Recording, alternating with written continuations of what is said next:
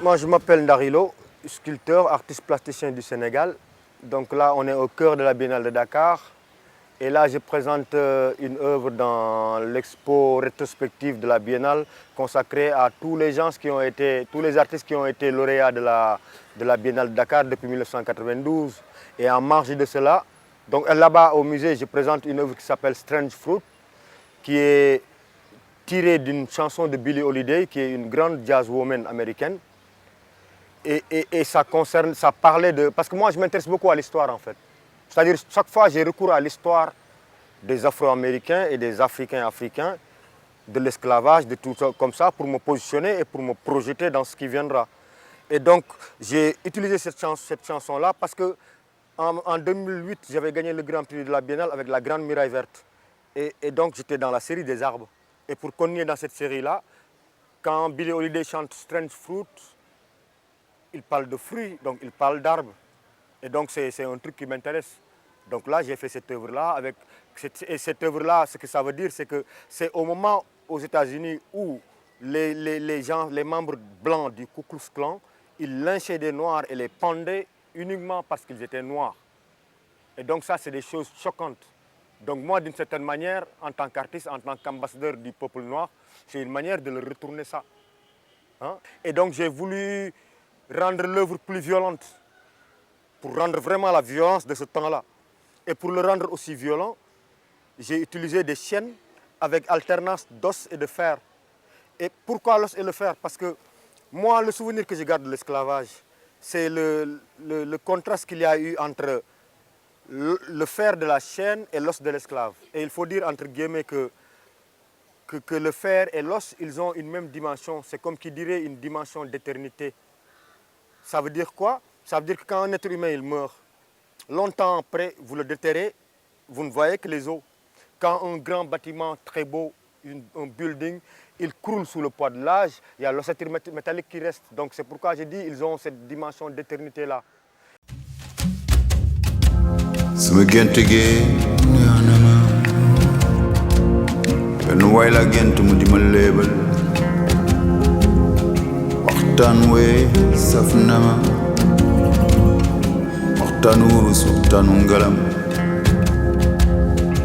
Senado que bues boru tefes boru géej góor ak jigéen ànd muy taw bu metti lu mbam bi la so la la la so la la la so la la la. Et donc maintenant, j'ai fait une expo off dans un autre service qui s'appelle Eiffage. Et ça, c'était une relation de l'art à l'entreprise. Et donc eux, ils font des routes, c'est eux qui font tous les travaux, les grands travaux du président du Sénégal. C'est Eiffage qui les font, c'est eux qui font les ponts. Et dans les ponts, dans les structures, ils utilisent le fer à béton. Et moi, le fer à béton, c'est mon matériau de prédilection. Donc c'était une belle rencontre.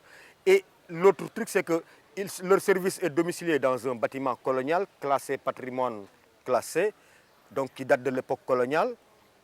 Et donc j'ai voulu prendre en compte cet espace-là et voir comment je spatialise, comment je peux... Parce que là-bas, ils ont fait des expos de groupe tout le temps, depuis toutes les biennales. Donc le défi, c'est moi qui ai poussé, c'est moi qui ai dit, je veux cet espace-là, mais à moi tout seul. Et donc l'intérêt maintenant, c'était de voir comment parvenir à spatialiser, à faire un tout cohérent dans cet espace-là et qui ait un sens. Donc j'ai pris en compte le fait que le bâtiment soit colonial, et le fait que nous, en 2010, c'est l'année des cinquantenaires d'indépendance, et le thème de mon expo, c'est Taking Off, c'est l'envol. Pour moi, après 50 ans d'indépendance, c'est vraiment le temps de l'envol. Si on ne décolle pas là maintenant, je ne sais pas quand on décollera.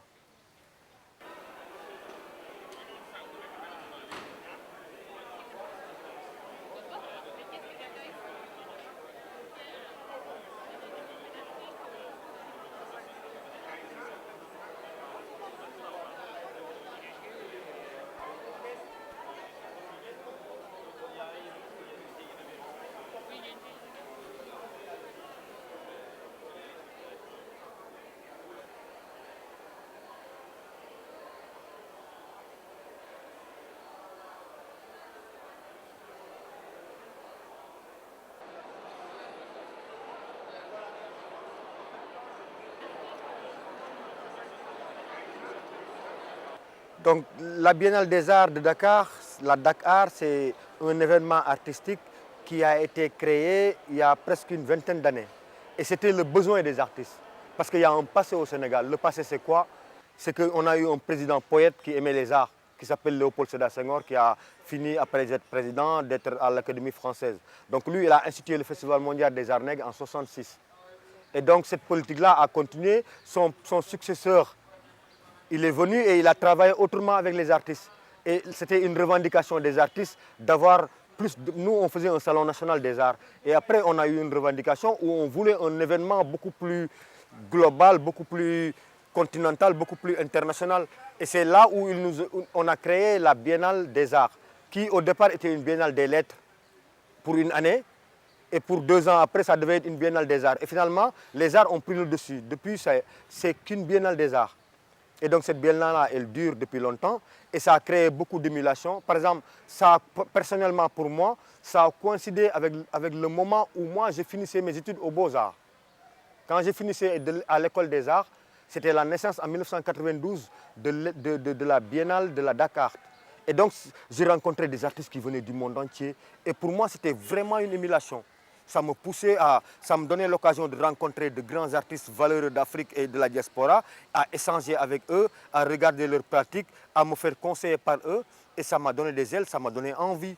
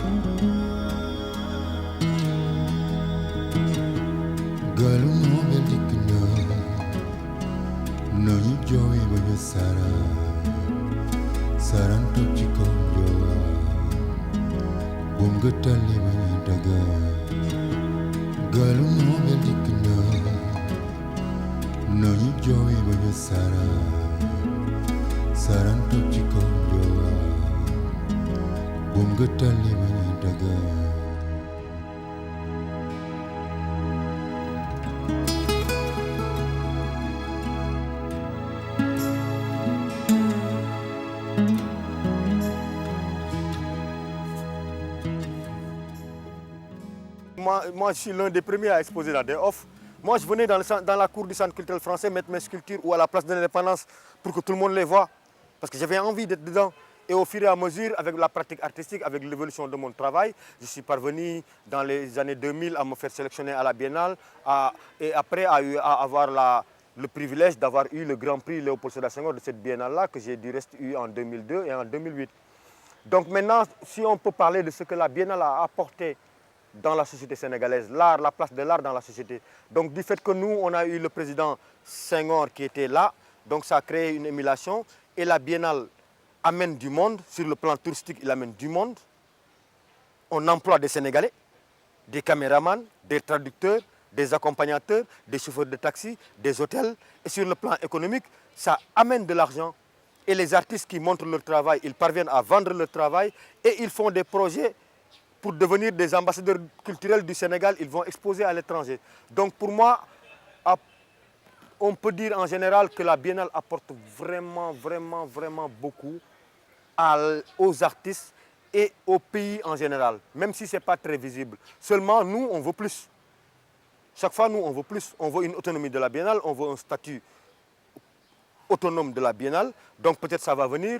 Mais l'intérêt, c'est le fait d'être parvenu à pérenniser la Biennale, à ce que ce soit quelque chose de régulier qui se passe. Par exemple, moi je vis au Sénégal, je suis artiste, mais il faut avoir l'avis d'un artiste africain qui ne vit pas au Sénégal. Eux, ce qu'ils disent, j'ai entendu un jour ça, j'avais de l'émotion, ils disent voir Dakar et mourir. Pour un jeune artiste africain, l'intérêt c'est de venir à la Biennale de Dakar. La Biennale de Dakar, c'est la Mecque des artistes africains. C'est la seule panafricaine des arts. Et pour tous les artistes africains, venir à Dakar, c'est aller à la Mecque. C'est comme un bon musulman qui va à la Mecque, qui va sur le tombeau du prophète.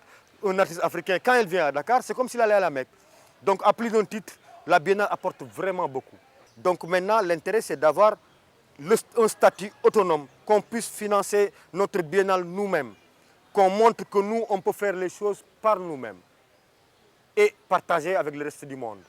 Parce que l'espoir aussi, c'est le fait que les gens aient des projets à l'étranger, qu'ils soient ambassadeurs de cette biennale. Parce que ce qu'il faut souligner, c'est qu'entre deux biennales, les artistes qui ont été remarquables ici, ils ne vont pas avoir le temps pour leur famille. Ils vont tout le temps voyager et c'est à cause de la biennale. Donc l'espoir est à demain, c'est que demain est au futur.